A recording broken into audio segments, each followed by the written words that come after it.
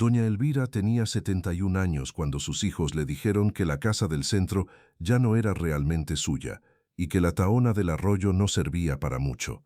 Pero bajo la gran piedra inmóvil de aquel molino, Tomás había dejado algo listo antes de morir, y cuando ella encontró la llave, todo cambió. Antes de llegar al día en que aquella piedra giró por primera vez en décadas, conviene entender quién era doña Elvira Santibáñez de Robles, y por qué una tahona abandonada podía doler más que una ofensa dicha en voz alta. Tenía 71 años cuando quedó viuda. 43 de ellos los había vivido al lado de Tomás Robles, un hombre de espaldas anchas, manos de harina vieja y silencios tan compactos que a veces parecían una segunda pared dentro de la casa. Habían compartido una vida entera en San Jerónimo del Mezquite, un pueblo del norte de Zacatecas donde el viento siempre arrastraba polvo fino, donde las campanas de la parroquia sonaban como si llamaran a los mismos apellidos desde hacía un siglo, y donde las familias no solo heredaban tierras, sino también versiones muy rígidas de sí mismas. Elvira había llegado a esa familia con 28 años, un vestido sencillo color marfil y una maleta de cartón prensado donde llevaba 2 juegos de sábanas, 3 manteles bordados por su madre y una libreta pequeña de recetas que todavía conservaba en el cajón de la cocina. Antes de casarse, había sido maestra rural durante 6 años en una escuelita de adobe a las afueras del pueblo. Tenía una letra hermosa, una paciencia sin ruido y una costumbre que jamás perdió: escuchar entera a una persona antes de responderle. Tomás la conoció una tarde de agosto de 1979, cuando fue a llevar costales de trigo al aula donde ella organizaba una colecta para reparar el techo antes de las lluvias. Él habló poco, ella también, pero entre los dos quedó desde ese día una forma de entendimiento que no necesitó demasiadas palabras para echar raíz. Tomás pertenecía a los Robles, una familia conocida en la región por 2 cosas: por haber tenido, durante generaciones, la tahona más importante del valle, y por cuidar el apellido como si fuera un bien más delicado que la tierra. La tahona quedaba al borde del arroyo seco, a unos 900 metros del centro del pueblo, detrás de una hilera de mezquites torcidos por el aire del altiplano. En otros tiempos había sido el corazón económico de la familia. Allí se molía el trigo de media comarca. Allí llegaban carretas desde ranchos lejanos. Allí, según contaban los más viejos, el abuelo de Tomás había pasado noches enteras velando la molienda mientras el agua corría fuerte por el canal y la piedra del molino trabajaba con ese rumor grave que parecía respiración. Pero cuando Elvira entró a la familia, la tahona ya no era lo que había sido. El canal se había secado casi por completo después de una serie de malas temporadas. Los hijos de la nueva generación prefirieron los negocios de la ciudad. La harina industrial fue desplazando el trabajo antiguo, y la construcción, con sus muros de piedra amarillenta y su techo de vigas oscuras, empezó a quedarse sola. Primero se cerró un invierno, luego 2. Después dejó de abrirse del todo. Aún así, Tomás seguía yendo algunas veces, no para trabajar, solo para estar. Volvía con el pantalón empolvado, con olor a madera húmeda y a trigo viejo, y si Elvira le preguntaba qué había hecho ahí, él respondía con frases breves: revisé unas tablas, quité unas ramas del techo, moví unas cosas, nada importante. No era mentira, pero tampoco era toda la verdad. Durante 43 años de matrimonio, Elvira aprendió que el amor de Tomás vivía en actos concretos y no en explicaciones. Él no era hombre de flores ni de cartas, era hombre de reparar una bisagra sin que se lo pidieran, de recordar cómo le gustaba el café cuando ella estaba triste, de ponerle una cobija extra en los pies durante enero sin despertarla. Elvira aceptó ese idioma porque lo entendía, y porque en lo esencial, la vida entre los dos funcionó. No tuvieron lujos, tuvieron constancia, una casa limpia, un patio con granados, 2 hijos varones, Julián y Esteban, y una rutina que parecía de piedra. Los domingos en familia, las navidades bajo el mismo techo, las fotografías con la misma pared del fondo y el mismo modo de acomodarse por edades, como si el tiempo pudiera ordenarse si uno se quedaba quieto lo suficiente. Pero en toda familia hay cosas que no encajan del todo, aunque nadie las nombre. En los Robles había una de esas cosas. No era un escándalo, era más bien una incomodidad antigua, una arruga en la historia que todos aprendían a pasar por alto. Se notaba en ciertas pausas, cuando se hablaba del bisabuelo Leandro Robles, fundador oficial de la Tahona. Se notaba en la manera en que la tía Ofelia corregía a cualquiera que mencionara fechas demasiado lejanas. Se notaba sobre todo en Tomás que cada vez que alguno de sus hijos preguntaba por el origen exacto de la familia, respondía lo mismo: somos Robles de aquí de toda la vida. Y enseguida cambiaba de tema.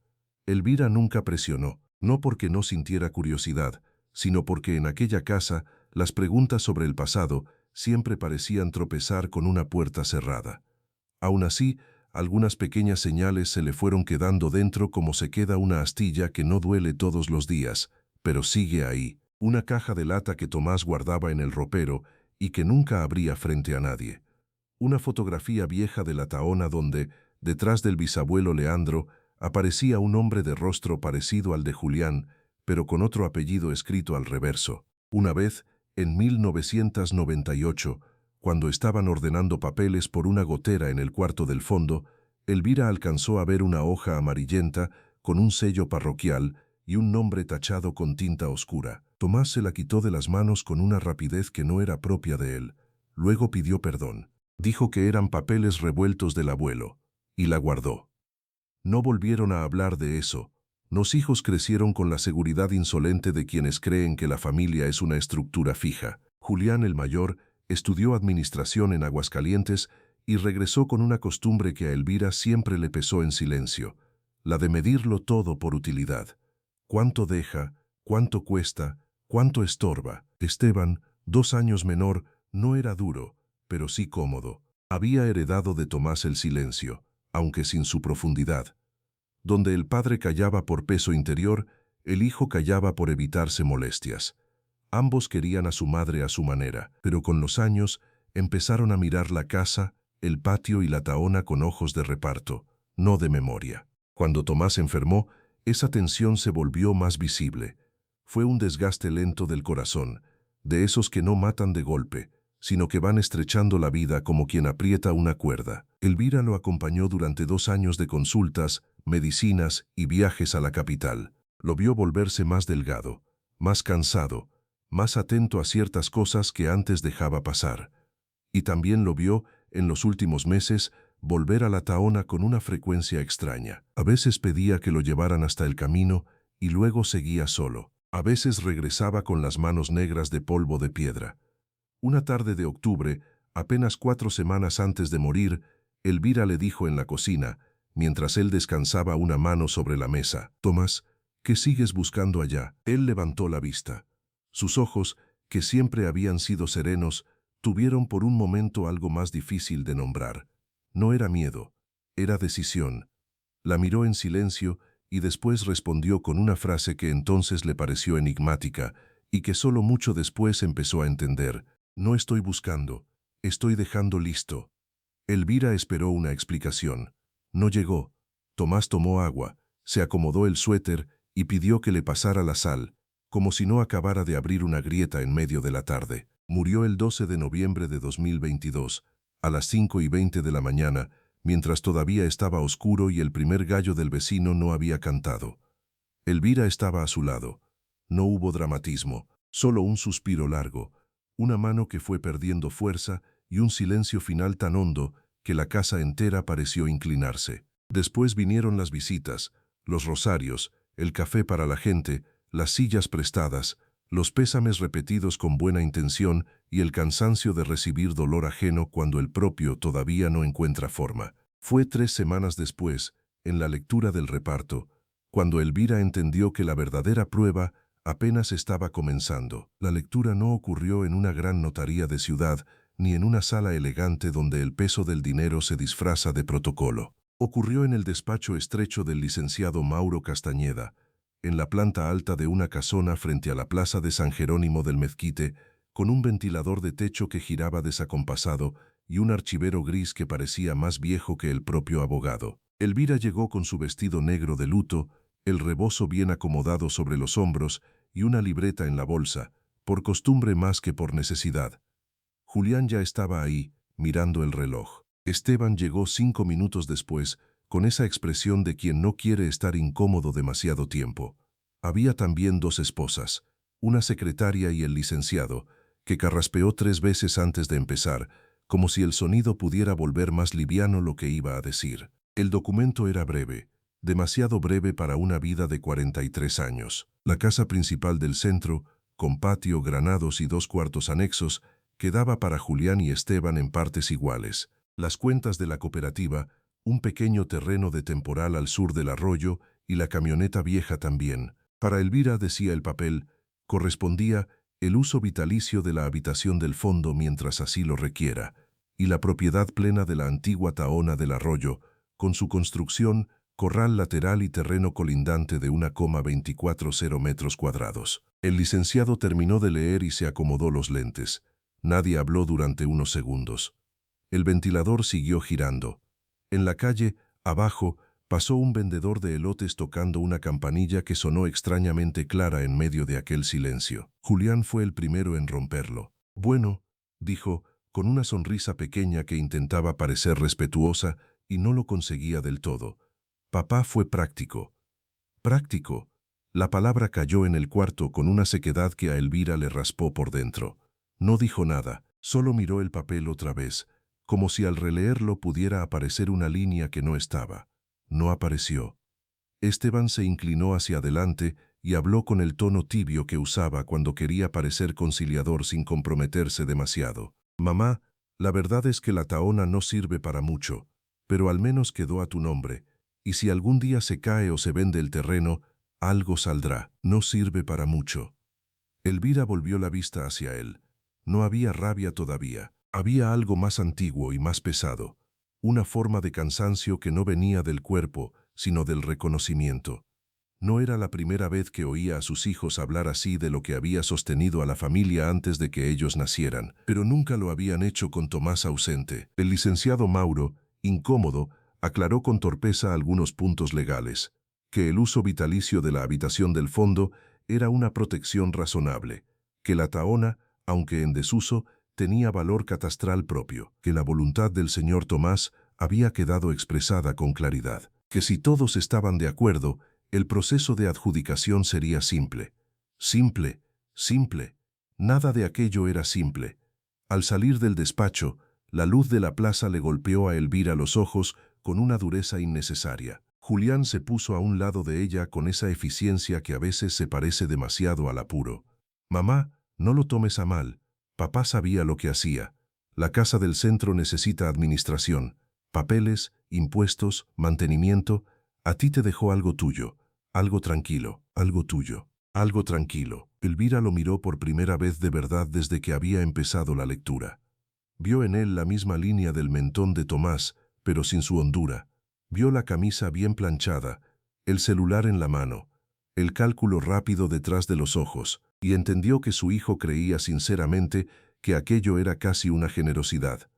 «No estoy tomando nada todavía», dijo ella al fin. Fue todo, pero lo que no dijo en voz alta siguió sonando dentro de ella durante el resto del día. No dijo que 43 años no terminan en una habitación del fondo. No dijo que una casa donde una mujer ha cocinado, llorado, cosido, rezado y esperado no se reduce de pronto a un permiso de uso. No dijo que la tahona no era algo suyo como quien recibe una maceta vieja para no sentirse del todo desplazada. No dijo nada de eso porque todavía estaba tratando de entender si Tomás la había protegido o la había dejado sola dentro de una prueba que no alcanzaba a ver. La primera señal de que la situación no iba a quedarse en el papel llegó 10 días después. Hasta entonces, Elvira había seguido en la casa principal como siempre. Se levantaba a las 5:30.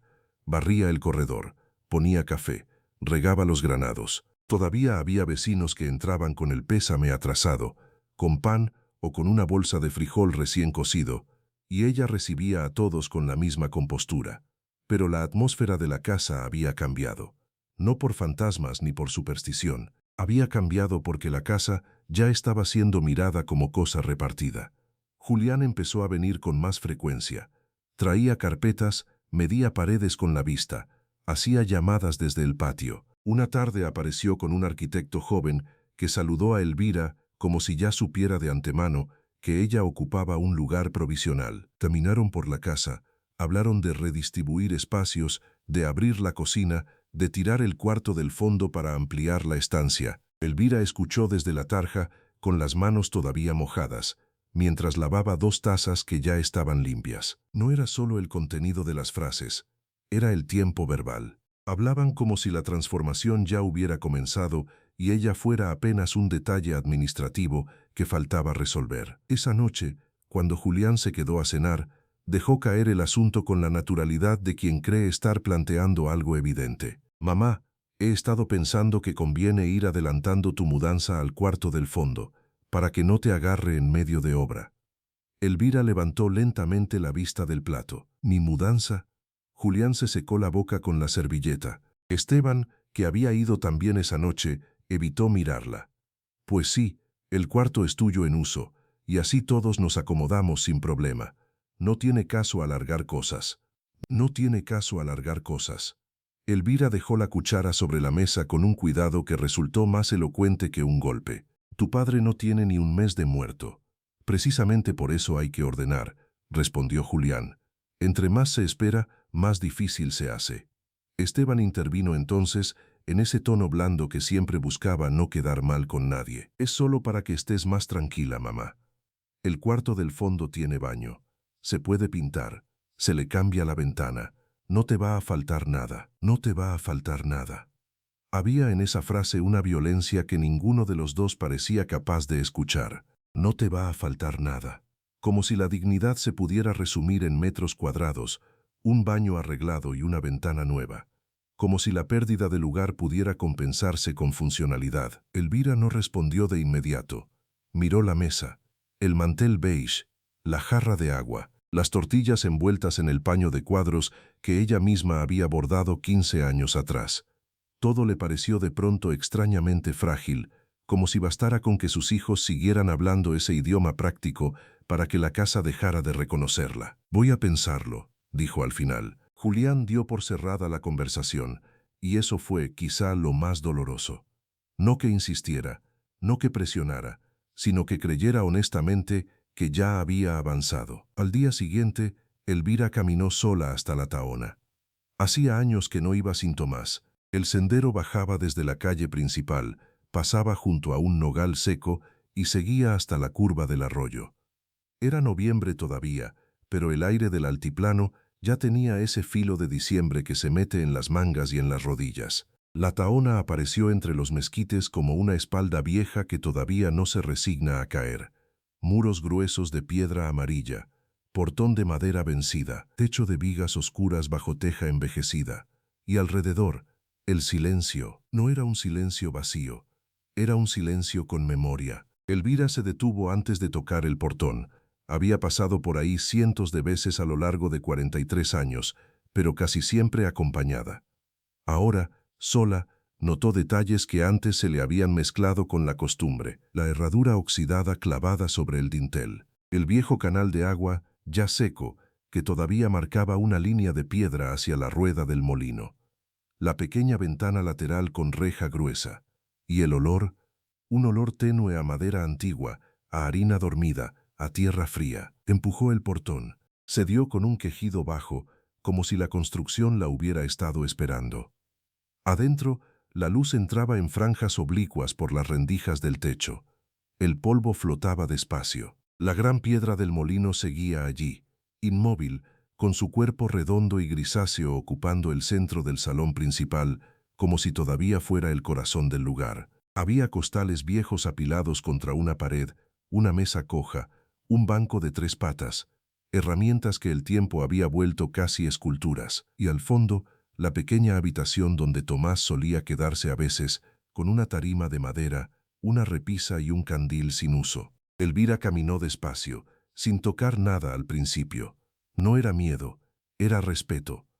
Como si la Tahona no fuera una propiedad recién adjudicada, sino una conversación interrumpida hacía mucho tiempo. Fue hasta la piedra del molino y apoyó la mano sobre ella. Estaba fría, y entonces recordó con una claridad casi dolorosa una tarde de 2004, cuando Tomás la había traído allí en pleno enero para enseñarle cómo sonaba la piedra cuando todavía corría suficiente agua. «Escucha», le había dicho, «las cosas viejas también hablan, nada más que no hablan rápido». Ella había sonreído entonces, porque le parecía una frase de Tomás, una de esas frases suyas que parecían simples hasta que uno las pensaba mejor. Ahora, con la mano sobre la piedra inmóvil, Elvira sintió que algo en todo aquello no encajaba con la versión humillante del reparto. Tomás no era hombre de sentimentalismos torpes, no habría dejado la tahona por lástima, ni como consuelo menor. Si se la había dejado a ella, había una razón. No sabía cuál, pero la había. Empezó entonces a mirar con otros ojos. Vio que una parte del suelo, cerca del muro norte, estaba más limpia que el resto, como si alguien hubiera barrido allí hacía no demasiado tiempo. Vio una escalera de mano recargada en una pared, menos cubierta de polvo que los demás objetos. Vio, sobre la repisa del cuarto del fondo, una caja de lata azul donde Tomás guardaba tornillos y que ella reconoció de inmediato porque había sido de la casa grande y no de la tahona. Y vio también algo que hizo que se le tensara el pecho. Un cuaderno pequeño, de tapas negras, metido a medias debajo de una tabla. Lo sacó con cuidado. En la primera página, con la letra apretada y firme de Tomás, solo había una fecha: 18 de septiembre de 2019. No una lista de cuentas, no medidas, no nombres de proveedores, nada de lo que ella esperaba encontrar en un cuaderno suyo. Solo esa fecha. Pasó la página. Estaba en blanco. La siguiente también. Las 20 primeras hojas en blanco. Elvira frunció el ceño. Siguió pasando. Recién hacia la mitad apareció una sola línea, escrita con la misma letra sobria de siempre. La piedra no se toca hasta que falte yo. Elvira se quedó inmóvil. Volvió a leerla, luego miró alrededor. La gran piedra del molino seguía allí, quieta en medio del salón. El aire frío le rozó el cuello por una rendija del techo, y por primera vez desde la lectura del reparto no sintió humillación. Sintió otra cosa: curiosidad. No era una curiosidad ligera, era de esas que nacen pegadas al dolor y lo atraviesan. ¿Qué piedra? ¿Qué significaba tocarla? ¿Por qué escribir eso y no explicarlo? ¿Por qué dejar la tahona precisamente a su nombre? ¿Qué había estado dejando listo Tomás en sus últimas visitas? Elvira cerró el cuaderno despacio, lo sostuvo entre las manos y miró otra vez la piedra del molino. La historia, entendió entonces, no estaba terminando, apenas estaba comenzando. Elvira no volvió a casa de inmediato. Se quedó dentro de la tahona hasta que la luz cambió de color y las franjas que entraban por el techo se hicieron más largas, más inclinadas, como si el día mismo estuviera tratando de señalar algo que todavía no alcanzaba a decir. Caminó una vez más alrededor de la piedra del molino. Era enorme, más de lo que recordaba. La había visto durante 43 años como se ve una parte fija del paisaje, presente, pesada, indiscutible, pero nunca la había mirado como objeto. Nunca se había preguntado si descansaba directamente sobre la base de piedra o si debajo había algo más. Nunca se había permitido siquiera imaginar que Tomás hubiera escrito aquella frase pensando exactamente en ese bloque gris que había alimentado generaciones. La piedra no se toca hasta que falte yo. La frase le había cambiado el peso a todo. Se acercó al borde circular del molino y pasó los dedos por la superficie. Había hendiduras del uso, años de fricción, zonas más lisas donde la mano humana había repetido el mismo gesto miles de veces. En el costado norte, casi al ras del suelo, notó una pequeña marca de metal. No era parte original de la rueda. Era una pieza incrustada, discreta, del tamaño de una moneda grande, ennegrecida por el tiempo. Se agachó con dificultad, acercó la cara, la limpió con el borde del rebozo y vio que tenía una ranura estrecha, una ranura de llave. El pecho le dio un golpe seco. Retrocedió un paso y se quedó mirando la piedra entera con una sensación que no era miedo, pero se le parecía en el cuerpo. No por amenaza, por magnitud. Aquello ya no era una sospecha vaga ni un gesto sentimental de viudo previsor. Aquello era un mecanismo, un plan, una cosa concreta preparada durante años. Se volvió hacia el cuarto del fondo casi sin pensarlo. Si Tomás había dejado una cerradura, también debía haber dejado la llave. No era hombre de enigmas incompletos. Era demasiado práctico para eso. Empezó a revisar con un cuidado que al principio parecía ordenado y pronto se volvió casi febril. Abrió la caja azul de tornillos. Nada. Levantó el candil viejo. Nada. Revisó la repisa, la tarima, el hueco entre dos tablas del muro. En el cajón de la mesa encontró clavos, una navaja sin filo, 2 recibos de ferretería doblados, una estampa de San Isidro y un pañuelo gris que había sido de Tomás. La llave no estaba. Entonces recordó algo mínimo. Una de esas cosas que se quedan dormidas en la memoria hasta que otra pieza las despierta. En marzo de 2021, una tarde en que ella estaba acomodando ropa de invierno, había encontrado en el ropero de la casa grande un pequeño costurero de madera que no era suyo. Lo había abierto pensando que contenía botones o agujas. Dentro había solo una llave antigua, pesada, con un hilo rojo atado al aro. Tomás se lo había quitado de las manos con una rapidez que todavía recordaba. «Eso no es de aquí», había dicho, y la había guardado en el cajón superior de su buró. Elvira cerró los ojos un instante. La llave. Volvió a casa casi al anochecer, con el cuaderno negro escondido bajo el rebozo y el corazón, trabajando de un modo distinto al de los últimos meses. No más liviano, más atento. La casa principal seguía siendo la misma, pero algo en ella ya se había desplazado. Las conversaciones de los hijos, el cuarto del fondo, la palabra suficiente, todo eso seguía ahí, pero ahora había otra corriente por debajo, una más profunda, una que venía de Tomás. Entró por la cocina. Julián no estaba, Esteban tampoco, solo estaba Clara, la esposa de Julián, revisando unas telas de muestra sobre la mesa. Levantó la vista y sonrió con una cortesía rápida. «Doña Elvira, qué bueno que llegó. Julián dice que mañana va a venir el pintor a ver el cuarto del fondo». Elvira la miró. No respondió de inmediato, no por inseguridad, sino porque estaba empezando a descubrir el valor de no entregar de más. «Mañana no me van a mover nada», dijo. Clara parpadeó, incómoda. Sonrió otra vez, más delgada. «Bueno, eso lo ven ustedes. Eso lo ven ustedes». Elvira siguió de largo sin discutir.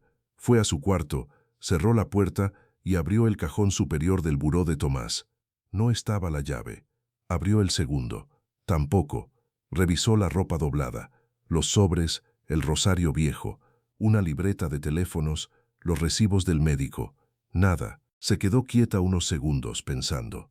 Tomás no habría dejado una pieza así en un lugar vulnerable si intuía que después de su muerte la casa dejaría de pertenecer del todo al silencio de los dos. Miró entonces el retrato pequeño que había sobre la cómoda, una fotografía de ellos en la fiesta patronal del 2008. Tomás con sombrero claro, ella con blusa bordada, ambos serios porque nunca les gustó posar sonriendo. Recordó otra escena, pequeña también, de esas que parecen irrelevantes hasta que el tiempo las ilumina distinto. Una vez, mientras limpiaba el polvo, él le había dicho: «Ese retrato no lo muevas, se me vence el clavo y luego ya no queda igual». Elvira fue hasta la cómoda, tomó el marco con ambas manos y lo levantó. Detrás, pegada con cinta vieja al muro, estaba la llave, pesada, oscura, con hilo rojo. La sostuvo en la palma y sintió un escalofrío que no venía del frío de noviembre. No era castigo. No era una burla final de Tomás. Era otra cosa. Una forma de confianza dicha en el idioma que él sí sabía hablar. No con explicaciones, con preparación. Se sentó en la orilla de la cama con la llave en la mano y lloró por primera vez desde el entierro de una manera distinta. No el llanto quebrado y desordenado del duelo reciente. Este era más hondo, más silencioso. El llanto de cuando una persona que parecía haberse ido del todo demuestra, desde la ausencia, que seguía pensando en ti en tiempo futuro. No abrió nada esa noche. Esperó hasta el día siguiente porque sabía que un hallazgo de esa magnitud no debía hacerse con prisa ni en medio de la tensión de la casa. Al amanecer preparó café como siempre. Clara no bajó. Julián llegó después de las 8 con el pintor. Elvira los recibió en la cocina con una serenidad que descolocó a su hijo más que cualquier grito. «Hoy no se ve ningún cuarto», dijo antes de que él hablara. «Mamá, el señor ya vino desde Jalpa, que vuelva otro día». Julián apretó la mandíbula. El pintor, incómodo, miró al suelo. «No puedes seguir posponiendo todo». Elvira tomó la taza con ambas manos y lo miró de frente. Había algo nuevo en sus ojos. No dureza, centro. «Sí puedo». Esteban, que acababa de entrar por la puerta del patio, percibió el cambio antes que nadie. Se quedó callado. «Voy a salir», añadió ella.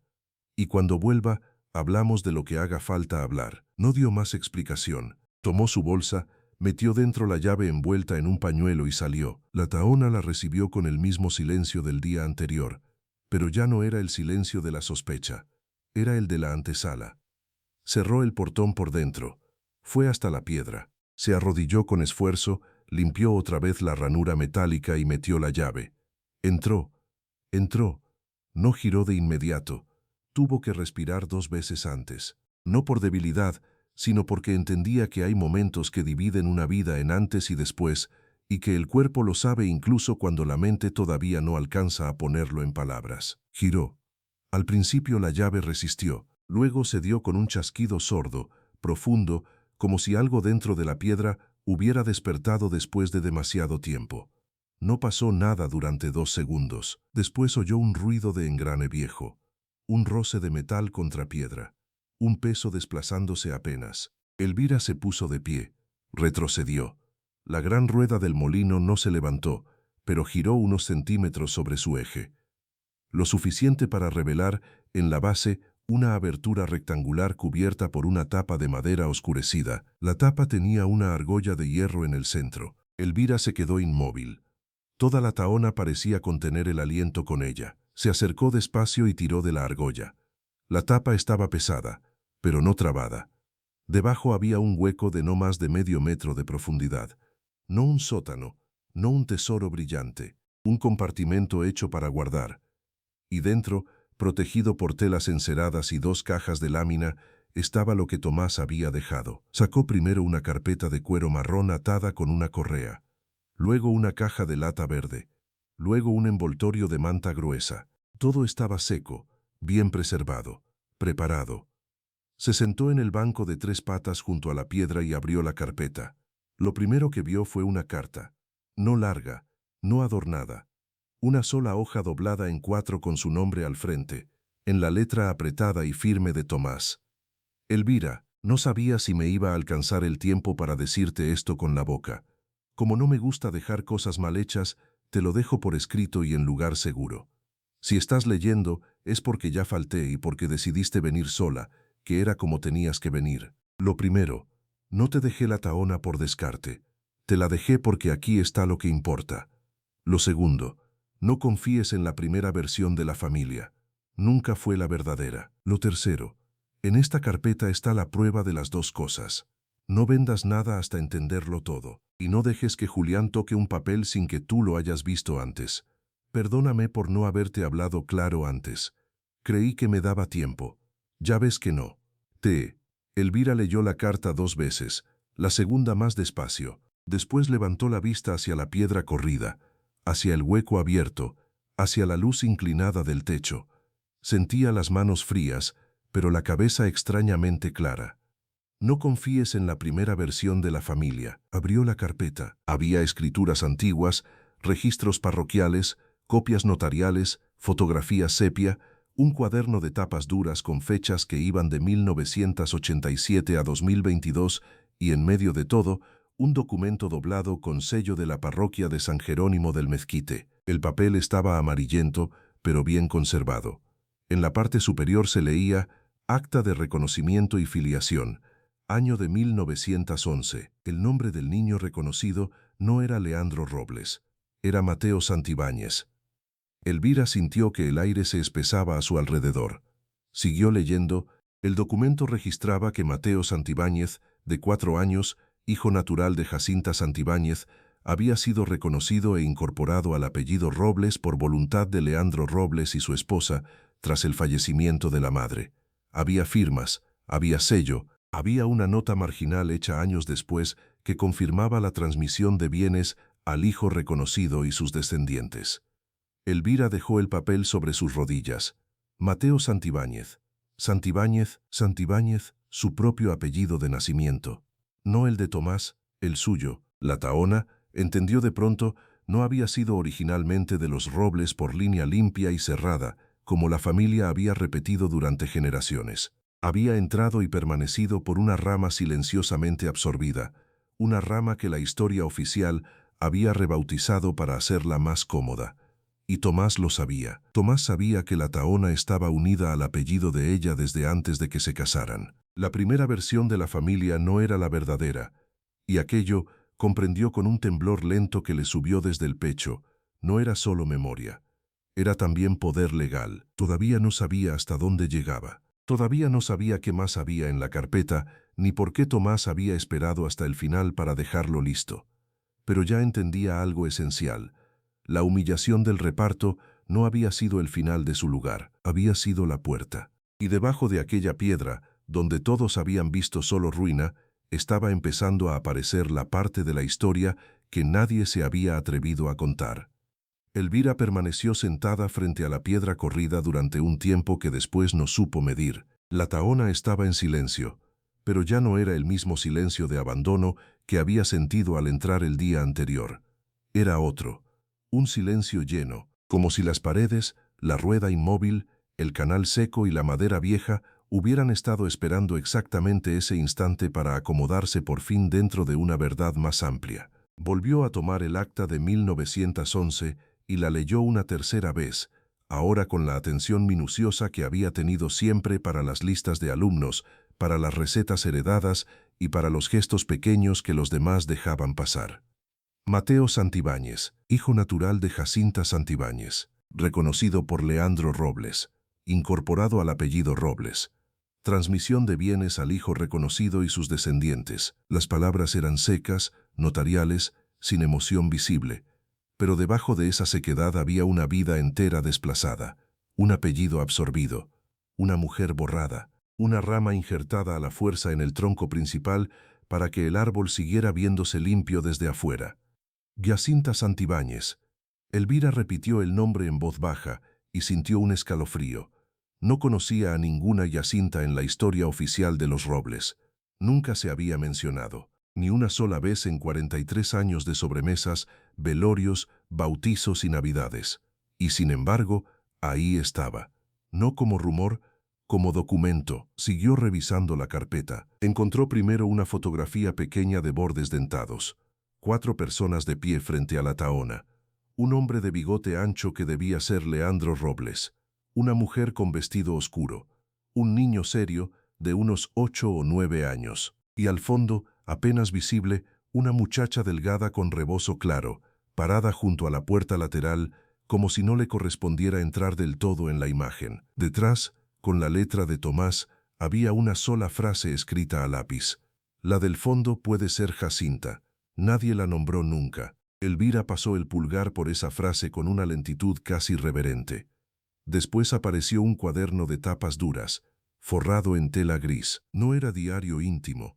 Era el tipo de cuaderno que un hombre como Tomás podía llevar durante años sin llamarlo por nombre alguno. Las primeras páginas eran notas breves, fechas de archivo, referencias parroquiales, nombres de notarios, folios, observaciones sueltas. Había entradas de 1987, de 1994, de 2003, de 2011, décadas.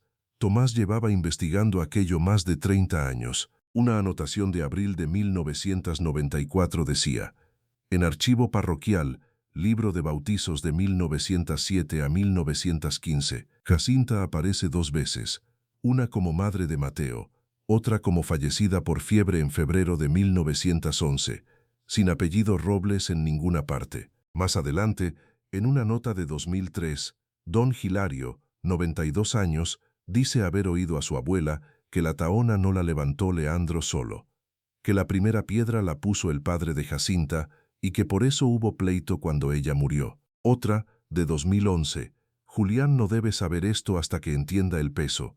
Si lo conoce antes, lo convierte en número. Elvira cerró los ojos. No fue rabia lo que sintió, fue reconocimiento. Tomás había visto a sus hijos con una claridad que ella, por amor de madre, había postergado aceptar del todo. Julián convertiría aquello en valor comercial, en ventaja, en argumento de reparto. Esteban lo seguiría por comodidad o por cansancio. No era maldad brillante. Era otra cosa más común y quizá más triste: la incapacidad de sostener una verdad si esa verdad no producía beneficio inmediato. Volvió al cuaderno. En las páginas de los últimos 2 años, la letra de Tomás se volvía más apretada, más urgente. Había menos referencias de archivo y más conclusiones.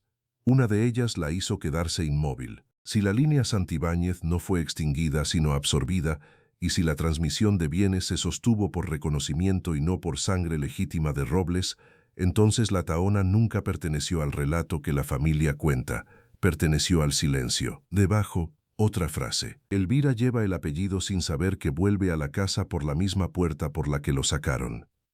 Elvira apoyó el cuaderno sobre sus piernas y se quedó mirando la abertura bajo la piedra.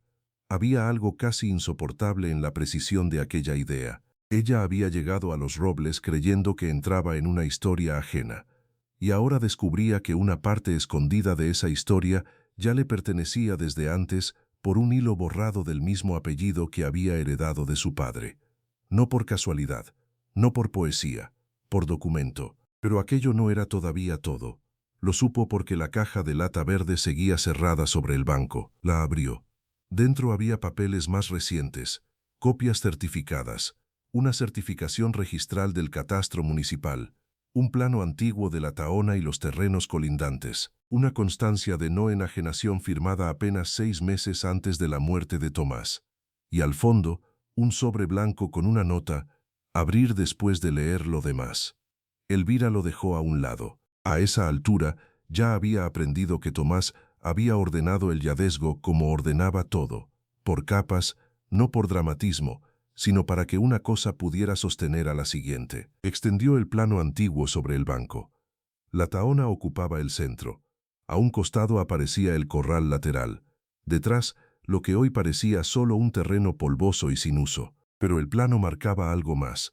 Un lindero que se extendía varios metros hacia el arroyo seco y alcanzaba una franja que hoy estaba cercada con alambre viejo y que Julián siempre había llamado sobrante de nadie. No era sobrante, formaba parte original de la propiedad histórica. Tomás había subrayado esa franja con tinta azul. En el margen, su letra. Aquí está la segunda razón por la que me querían sacar rápido de los papeles. Elvira sintió cómo se ordenaban piezas que hasta entonces parecían separadas. La insistencia de Julián, las visitas con el arquitecto, la prisa por moverla al cuarto del fondo, la forma en que ambos hijos habían aceptado con demasiada facilidad que la Tahona no servía para mucho. No era ignorancia, o no del todo. Sabían algo, tal vez no toda la verdad, pero sí lo suficiente para intuir que bajo aquella ruina había más valor del que estaban dispuestos a reconocer en voz alta. Y entonces abrió el sobre blanco.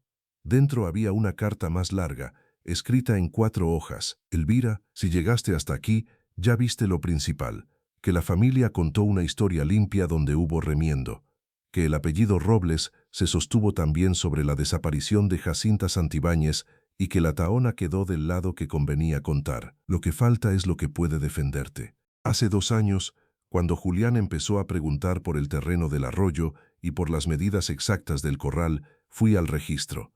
No preguntó por memoria, preguntó por división. Después de eso saqué copias de todo y dejé actualizada la no enajenación de la franja trasera mientras yo viviera. Esa protección cae con mi muerte si nadie la mueve. Por eso te dejé esto aquí y no en la casa. En la caja está el contacto de la licenciada Inés Valcárcel, en Zacatecas. Ella revisó los papeles y me dijo 2 cosas. Una, que la Tahona y la franja del arroyo pueden reabrirse como unidad histórica indivisible si se acredita continuidad documental. 2, que si eso se hace antes de cualquier intento de venta o subdivisión, Julián no podrá tocar nada sin tu firma. No confíes en Mauro Castañeda para esto. Es abogado del pueblo, pero oye demasiado a quien habla más fuerte. Busca a Inés, llévale todo, y si preguntas por qué no lo hice yo en vida, la respuesta es que me faltó valor para pelearles a los muchachos mientras todavía me veían de frente. Creí que me daba tiempo. Ya no me alcanzó. Hay una cosa más que no cabe en papeles. Te dejé la Tahona porque aquí está la parte de la familia que se parece a ti, la que trabajó sin nombre, la que sostuvo sin figurar, la que hizo posible que otros hablaran como dueños. No era castigo, era la puerta. Mote ese pric. Elvira terminó de leer con la garganta cerrada. Moto porque Tomás le estuviera revelando un tesoro de dinero fácil, no era eso. Lo que había debajo de aquella piedra era más pesado. Era una corrección, una restitución, la prueba de que la humillación del reparto no era el último acto, sino el intento de cerrar una historia justo antes de que la historia verdadera saliera a la luz. Guardó las cartas, el cuaderno y los planos de nuevo con el cuidado de quien está tocando no solo papel, sino tiempo comprimido. Luego se sentó un rato más, mirando la rueda del molino. Afuera el viento se había levantado y hacía sonar una lámina suelta del cobertizo lateral con un golpe seco y repetido. El mundo seguía igual, pero su lugar dentro de él ya no. Cuando volvió a la casa principal ya era tarde. Julián estaba en la sala. No solo él, también Esteban y Mauro Castañeda. Los tres callaron al verla entrar. Sobre la mesa había carpetas. El ventilador del techo giraba. Clara estaba en la cocina fingiendo ordenar platos que ya estaban ordenados. Julián fue el primero en hablar. «Mamá, te estuvimos esperando». Elvira dejó su bolsa sobre una silla y se quitó el rebozo sin prisa. «Ya veo». Ahora el licenciado Mauro carraspeó, incómodo. Doña Elvira, sus hijos querían adelantar algunos acuerdos para evitar problemas después. Después, Julián tomó una carpeta y la abrió con esa energía contenida que siempre lo delataba cuando estaba cerca de algo que deseaba controlar. «Es solo una propuesta, para que nadie batalle. La Tahona está en ruinas, tú no vas a vivir allá y el terreno del arroyo puede venderse junto con un lote vecino. Saldría buen dinero para todos. Oren dinero para todos. Buen dinero para todos». Ora Elvira lo miró, esta vez sin dolor visible, sin sorpresa, con una calma tan completa que por primera vez fue Julián quien tuvo que bajar la vista antes de tiempo. «¿Y desde cuándo el terreno del arroyo es de todos?». La pregunta cayó en la sala como una piedra en agua quieta. Esteban levantó la cabeza. Mauro Castañeda se acomodó los lentes. Julián tardó un segundo más de lo normal en responder. «Pues forma parte de lo que dejó papá, o de lo que puede regularizarse». «Eso no es respuesta», dijo Elvira. Hubo un silencio. Elvira abrió su bolsa, sacó la copia del plano antiguo y la puso sobre la mesa. No toda la carpeta, solo el plano, lo suficiente para mover el aire del cuarto. «Hoy fui a la Tahona», dijo, «y ya sé por qué me la dejó». Nadie habló. Julián miró el plano, luego a ella, y por primera vez desde la lectura del reparto, su seguridad tuvo una grieta visible. «¿Qué encontraste?». Elvira sostuvo la mirada de su hijo. «No te apures, lo que encontré lo va a revisar una abogada de verdad». El nombre no lo dijo todavía, pero el efecto fue inmediato. Mauro Castañeda se echó apenas hacia atrás. Esteban miró a Julián. Clara dejó de mover platos en la cocina. «¿Me estás amenazando, mamá?», preguntó Julián, con una sonrisa que no alcanzó a sostener. «No», respondió ella, «te estoy avisando». Y fue ahí, en ese instante exacto, cuando Elvira entendió algo que hasta entonces solo había intuido. La vergüenza no iba a salvarla. El silencio tampoco. Lo que Tomás había dejado listo no era solo un conjunto de pruebas. Era una última exigencia de coraje. Ya no se trataba de soportar. Se trataba de ocupar su lugar. Tomó el plano, lo dobló despacio y volvió a guardarlo. «Mañana voy a Zacatecas», dijo, «y hasta que yo vuelva, nadie entra a la Tahona. Nadie mide, nadie vende y nadie toca un papel». Julián abrió la boca para responder, pero Elvira lo interrumpió con una sola mirada. No fue rabia, fue autoridad, la misma que había usado durante años para callar un aula entera sin levantar la voz. «Todavía no sabes lo más importante», dijo, y esta vez fue él quien se quedó en silencio. A la mañana siguiente, antes de que el sol terminara de subir por encima de los tejados de San Jerónimo del Mezquite, Elvira ya estaba sentada en el autobús rumbo a Zacatecas, con la carpeta de cuero sobre las piernas y el rebozo bien cerrado sobre el pecho. Había dormido poco, pero no por angustia. Había dormido como duermen las personas cuando el miedo ya encontró forma y, al encontrarla, dejó de ser niebla para volverse camino. Afuera, el paisaje del altiplano corría en tonos de tierra seca, nopales inmóviles y cercas de piedra donde el tiempo parecía haberse quedado a vivir. Dentro del autobús, una niña comía galletas, un hombre roncaba 2 asientos atrás y Elvira sostenía la carpeta con ambas manos como si no llevara papeles, sino la respiración de varias generaciones que por fin empezaban a acomodarse. La licenciada Inés Valcárcel tenía su despacho en una calle lateral del centro histórico, en una casa adaptada con muros altos y ventanas de madera azul. Era una mujer de 49 años, de voz sobria y ojos de quien ya ha visto demasiadas disputas familiares como para confundirse con el teatro. Escuchó a Elvira sin interrumpirla. No tomó notas al principio, solo escuchó. Después abrió la carpeta, revisó el acta de 1911, el cuaderno de Tomás, los planos, la certificación registral y la constancia de no enajenación. Lo hizo con la concentración total de quien reconoce, antes de decirlo, que está frente a algo mucho más grande que una pelea por metros cuadrados. Cuando terminó la primera revisión, levantó la vista y dijo 3 frases que reorganizaron el mundo de Elvira de una vez. La primera, su esposo no estaba exagerando. Esto es sólido. La segunda, la Tahona y la Franja del Arroyo pueden reconstituirse como unidad histórica patrimonial privada, y eso bloquea cualquier intento de subdivisión sin su consentimiento expreso. La tercera, si actuamos hoy, sus hijos llegan tarde. No fue alegría lo que sintió Elvira en ese momento. Fue algo más sereno y más profundo. La sensación de que el piso, después de meses de moverse bajo sus pies, volvía a volverse piedra. Inés explicó el procedimiento con claridad. Había que presentar una solicitud urgente de anotación preventiva sobre el conjunto histórico, acompañada de la continuidad documental y del interés de preservación.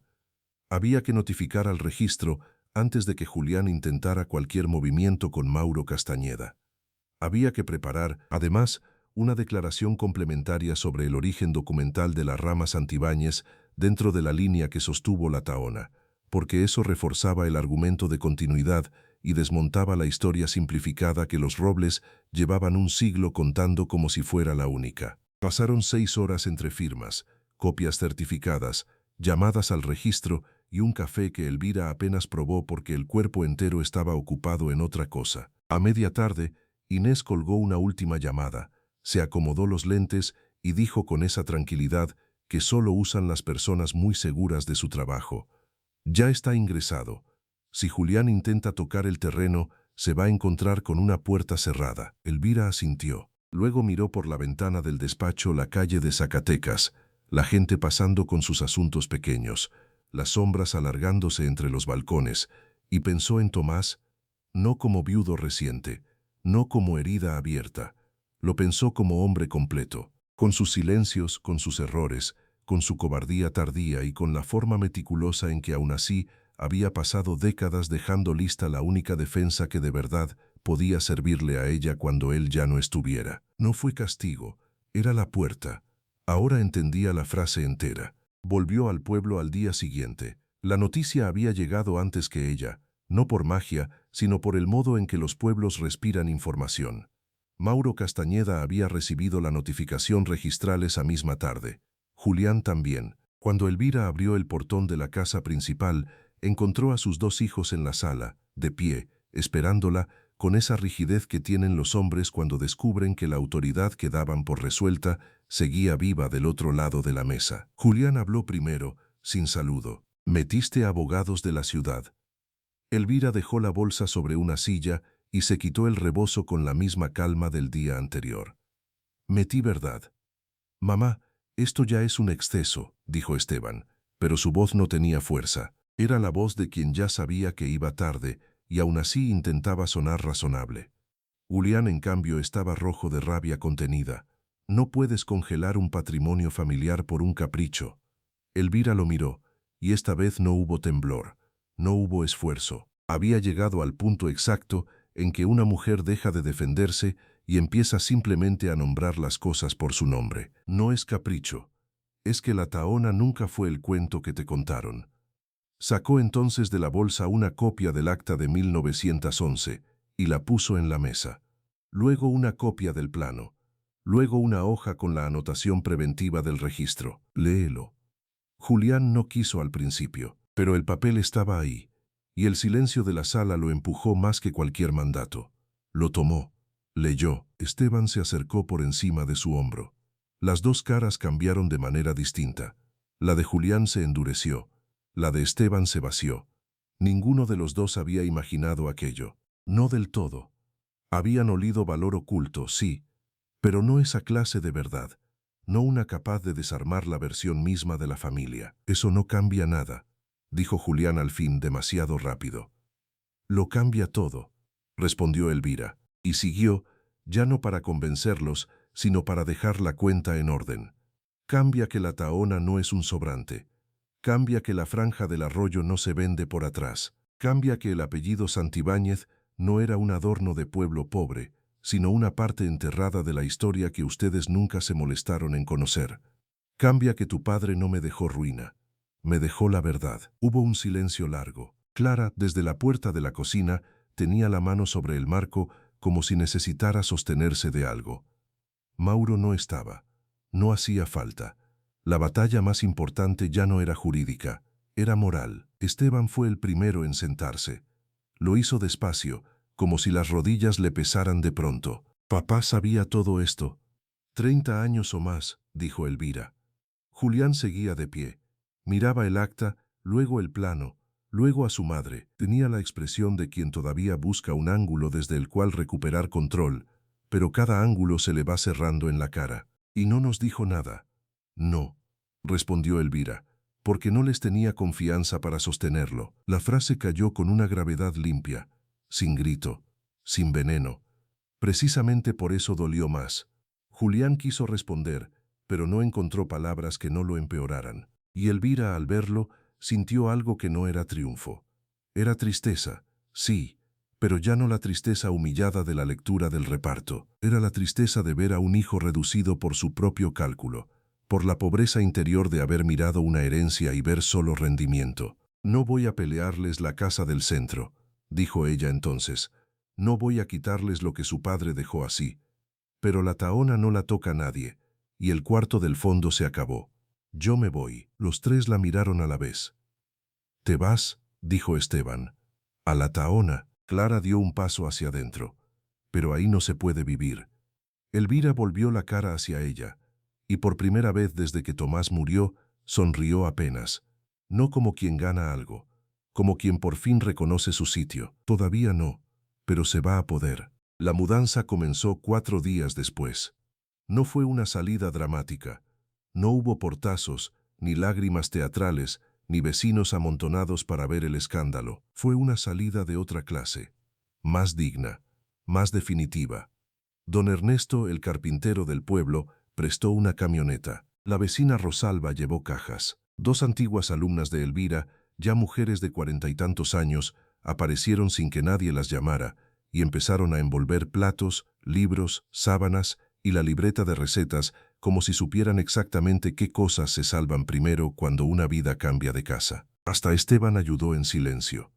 Julián no apareció. Elvira se llevó lo necesario y lo irreemplazable. La mesa pequeña donde Tomás leía el periódico, el retrato de la fiesta patronal, la caja de botones de su madre, la libreta de recetas, 2 manteles bordados, el rosario de madera y, por supuesto, la carpeta de cuero. La Tahona la recibió con polvo, frío y trabajo. Mucho trabajo, pero no era castigo, era tarea. Y la tarea, a esa edad, todavía podía ser una forma de salvación. Las primeras semanas fueron de limpieza y de descubrimiento. Bajo una pila de costales viejos apareció un banco de mezquite casi intacto. Detrás del muro lateral, oculto por maleza y por años de desuso, encontraron la boca angosta del canal antiguo. En el cuarto del fondo, donde Tomás había guardado la caja azul y el cuaderno negro, apareció una repisa de piedra empotrada que Elvira no recordaba haber visto nunca. Cada cosa parecía confirmar la misma sensación. La Tahona no estaba muerta. Estaba esperando. Inés Valcárcel siguió el proceso desde Zacatecas. La anotación preventiva se volvió protección firme. La unidad histórica quedó formalmente registrada 3 meses después. El intento de Julián de negociar por fuera con un comprador de Fresnillo murió en el registro antes de empezar. Mauro Castañeda dejó de llamar, y el pueblo, que al principio había mirado todo como se mira una tormenta ajena, empezó a cambiar de tono. Primero con cautela, luego con una curiosidad distinta, después con respeto, porque la noticia, claro, corrió. Corrió que la Tahona no era ruina cualquiera. Corrió que había papeles antiguos. Corrió que el apellido Santibáñez estaba metido donde nadie lo había querido ver. Corrió, sobre todo, que doña Elvira se había ido sola a vivir entre piedra, polvo y vigas viejas, y que en vez de caerse, estaba volviendo a poner en pie lo que medio pueblo había dado por terminado.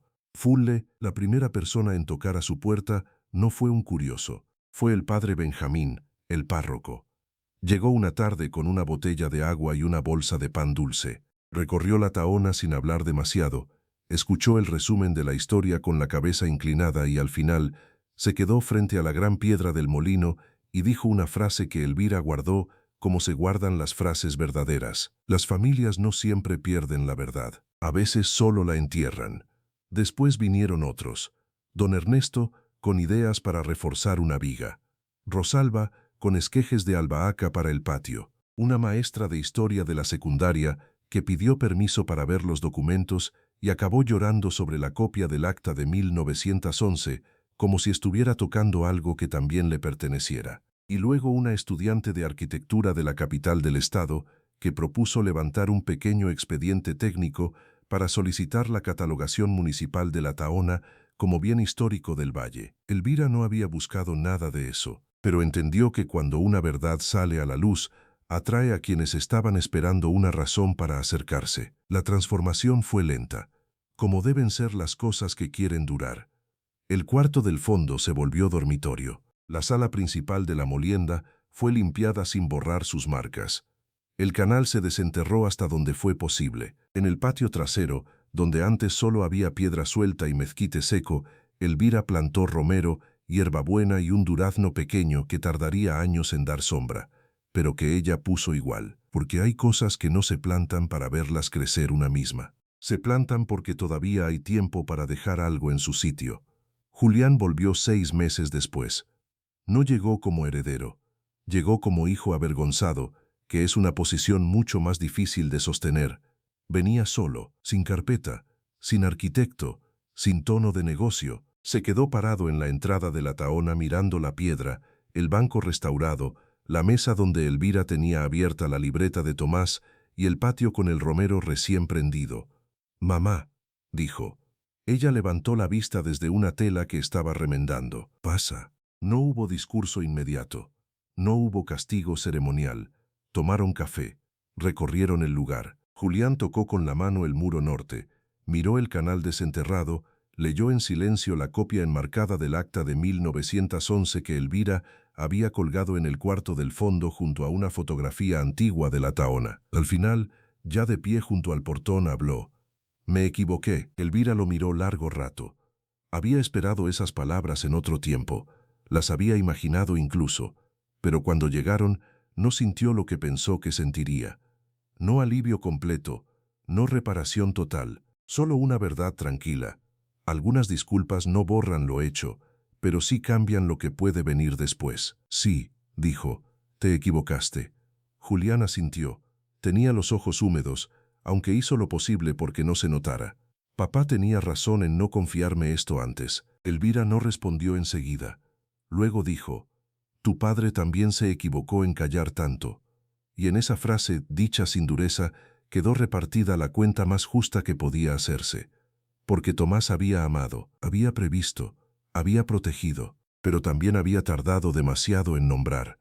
Y el silencio, incluso cuando nace del amor, cobra intereses. Julián empezó a venir algunas veces, no muchas, las suficientes. Esteban fue más constante, de un modo más sencillo. Clara llevó cortinas para el cuarto del fondo y semillas de caléndula. Los nietos, que hasta entonces apenas habían conocido la Tahona como la ruina del arroyo, empezaron a pasar tardes allí, preguntando por la piedra del molino, por Jacinta, por Mateo, por el apellido Santibáñez. Y Elvira, que había pasado meses creyendo que la vejez sería reducción, descubrió que todavía podía abrir un lugar donde la memoria se enseñara como se enseña una receta o un bordado. Despacio, con las manos, sin grandilocuencia. Un año después de haberse mudado, la Tahona recibió la placa municipal de bien histórico del Valle. No fue una ceremonia grande. Un atril, unas sillas, el presidente municipal, la maestra de historia, el padre Benjamín, algunos vecinos y la familia. Elvira estuvo sentada al frente con su rebozo oscuro y las manos quietas sobre el regazo.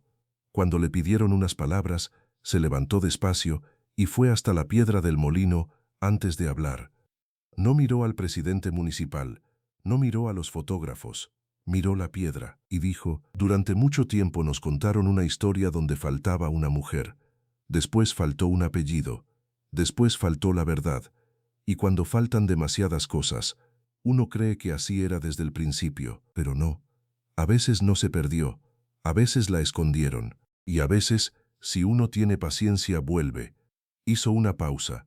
Lo que parecía ruina resultó ser memoria, y la memoria, cuando se cuida, también da casa. No dijo más, no hacía falta. Aquella tarde, cuando todos se fueron y el sol empezó a caer sobre el arroyo seco, con esa luz dorada que vuelve noble hasta la piedra más humilde, Elvira se quedó sola en el portal de la Tahona con una taza de café entre las manos. El romero del patio olía fuerte. El durazno pequeño apenas levantaba unas ramas delgadas hacia el cielo.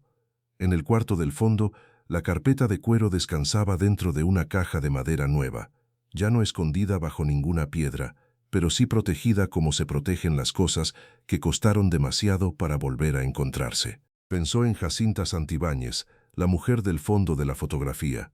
Pensó en Mateo, el niño reconocido y renombrado. Pensó en Tomás, en su letra apretada, en su cobardía tardía y en su amor paciente. Pensó en Julián, en Esteban, en los nietos corriendo entre muros que un año antes parecían condenados al polvo. Y entendió, con una claridad serena, que la vida no siempre corrige a tiempo, pero a veces corrige. La piedra del molino estaba quieta.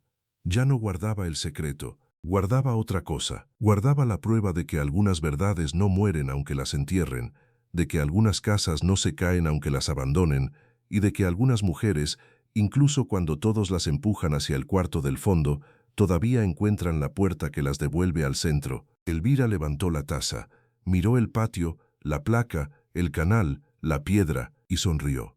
No era la sonrisa de quien recupera una propiedad. Era la sonrisa de quien por fin vuelve a su nombre, porque nunca es tarde cuando la verdad ha sabido esperar. Si esta historia te acompañó hasta aquí, suscríbete a Todavía Queda Luz y compártela con alguien que necesite recordar que lo que parecía terminado a veces apenas estaba esperando ser encontrado. Porque nunca es tarde, porque todavía queda luz.